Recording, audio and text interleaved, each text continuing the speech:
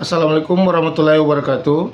Perkenalkan, nama saya Muhammad Akmal Fauzi, Prodi S1 Ilmu Hukum Universitas Terbuka Makassar, NIM 050-33703.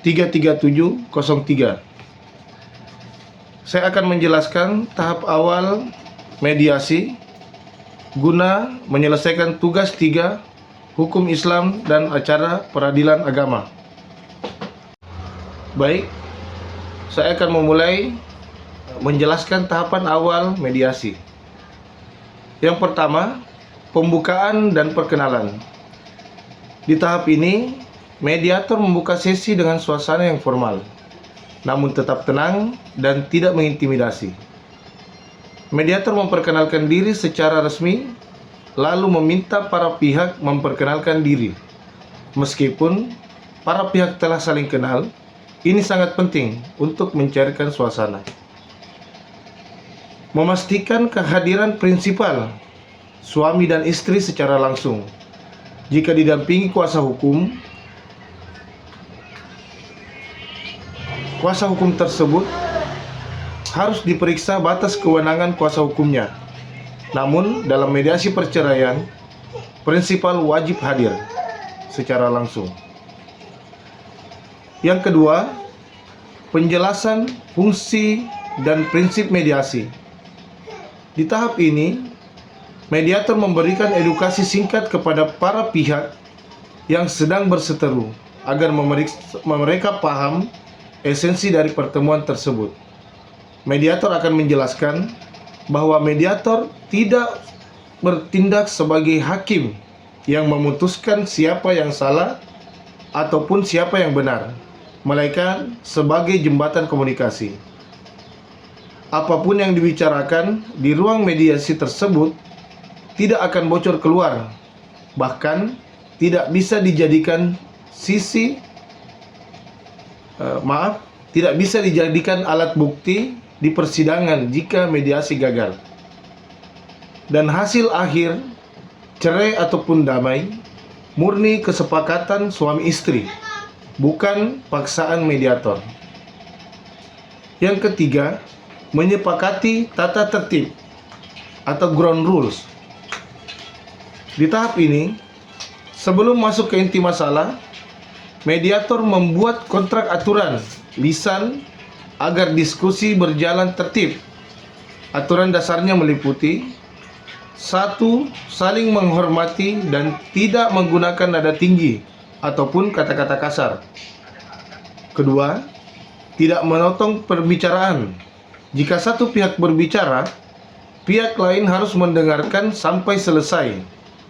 Yang ketiga, menonaktifkan atau mengheningkan telepon genggam atau HP. Yang keempat, menentukan estimasi waktu sesi mediasi hari itu. Jadi kalau kita tentukan waktu mediasinya sekitaran 1 jam, 1 jam itu mediasi tersebut harus selesai. Yang keempat, persentase cerita dari masing-masing pihak. Di titik ini, setelah aturan disepakati, yang tahap 3 tadi, mediator mempersilakan masing-masing pihak menyampaikan sudut pandangnya secara bergantian.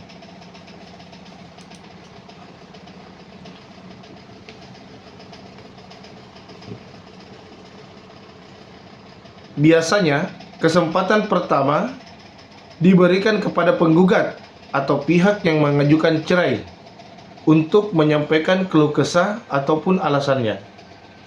Kemudian, pihak tergugat diberikan waktu untuk memberikan klarifikasi atau menceritakan versinya sendiri tanpa disela oleh penggugat. Di tahap ini, mediator melakukan active listening atau mendengarkan secara aktif, mencatat poin-poin penting, dan menangkap dinamika emosi kedua belah pihak. Poin terakhir, identifikasi masalah awal dan agenda. Setelah kedua pihak berbicara, mediator akan merangkum atau menyimpulkan kembali apa yang dia dengar dan menyamarkan persepsi.